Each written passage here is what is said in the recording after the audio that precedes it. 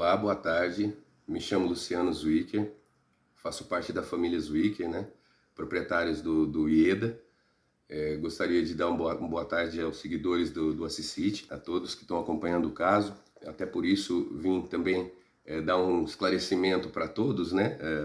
Uma resposta para a prefeita, que deu uma entrevista recentemente, né, no dia 12, explicando como é que foi, como é que se desenrolou, né, o aluguel lá do IEDA e tal. Todas as argumentações dela eu vou contestar. Eu precisei fazer um documento escrito para poder organizar a minha linha de raciocínio e seguir as falas da prefeita e argumentar uma por uma, porque todas as falas dela foram mentirosas. Então, eu preciso falar com indignação, mas também com responsabilidade, porque o que está acontecendo aqui é muito sério e não pode ser distorcido. O imóvel em questão é nosso. E é nosso não porque estamos dizendo, é nosso porque está registrado em cartório, no cartório de registro de imóveis. E quem consta como proprietário somos eu, minha irmã e meu irmão.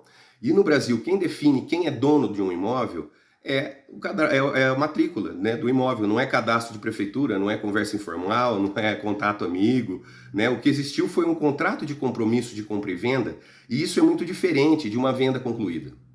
Então, o compromisso não transfere propriedade, a transferência só acontece quando todas as obrigações do contrato são cumpridas.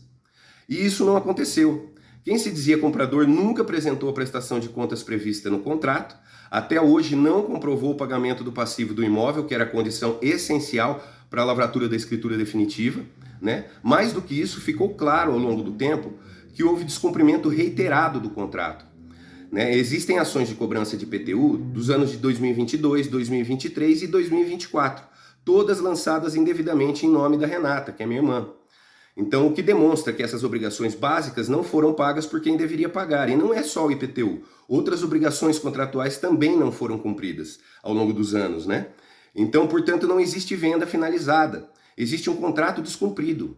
Mesmo assim, a prefeitura tratou esses compradores e continua tratando como se fossem donos do imóvel. Em momento nenhum a gente foi procurado para que fôssemos ouvidos, para que nós fôssemos ouvidos, né, para que fosse sabida a nossa versão, o que é que nós estamos almejando, né, a respeito desse questionamento que eu fiz, né, em relação a esse aluguel. Né? Bastava uma certidão de matrícula atualizada para saber quem é o verdadeiro proprietário. Era simples. A prefeita afirmou que havia um contrato de locação em mãos, mas que ele não foi publicado no portal da transparência. Isso é grave. É grave porque contrato público não pode ficar escondido. E o que é ainda mais grave é que esse contrato chegou a ser publicado sim no portal da transparência, com número e valores e tudo mais. E depois foi retirado, após os questionamentos que a imprensa e a minha família fez. Né? A prefeitura permaneceu cerca de 5 meses no imóvel, 5 meses. 5 meses houve limpeza, vigia, guarda de bens públicos. Isso não é visita, isso é ocupação de fato. Depois disso, tentaram dizer, ou a prefeita disse, que a briga não é nossa, que é um problema entre particulares. É sim problema da senhora, sim. Porque quando o poder público entra em um imóvel, ocupa o espaço e coloca bens públicos lá dentro, ele assume responsabilidade legal. Se havia dúvidas sobre a propriedade, a prefeitura não poderia ter entrado. E o que mais nos indigna é ouvir que alguém está querendo se aproveitar da situação. Quem está se aproveitando de quê? Nós estamos defendendo uma propriedade registrada em cartório e exigindo legalidade, transparência e respeito. Ela sim se aproveitou e quis se promover dessa situação, querendo divulgar em primeira mão na mídia da cidade um projeto que ela não sabia se era viável. E as pessoas é que estão querendo se promover, ela não, ela foi a primeira que quis. Então, né, uma fala totalmente descabida dela, né? Nós não somos contra projeto social nenhum, muito pelo contrário, mas projeto social não autoriza legalidade, não autoriza ignorar matrícula, não autoriza ocupar imóvel alheio, nem esconder contrato público. O que nós queremos é simples: respeito à lei, respeito ao direito de propriedade e respeito à população. Que os fatos sejam apurados, que os documentos falem e que nunca mais se tente inverter a realidade dizendo que quem exige a legalidade é o problema, numa total inversão de valores, que é a marca dessa gestão. Então, eu espero sim uma retratação da prefeita a respeito dessas falas mentirosas que ela fez, que ela falou. Eu quero que ela agora, então, argumente e responda a todas essas minhas falas. Então, é o que a gente busca, é a transparência e legalidade. Porque o imóvel continua no nosso nome.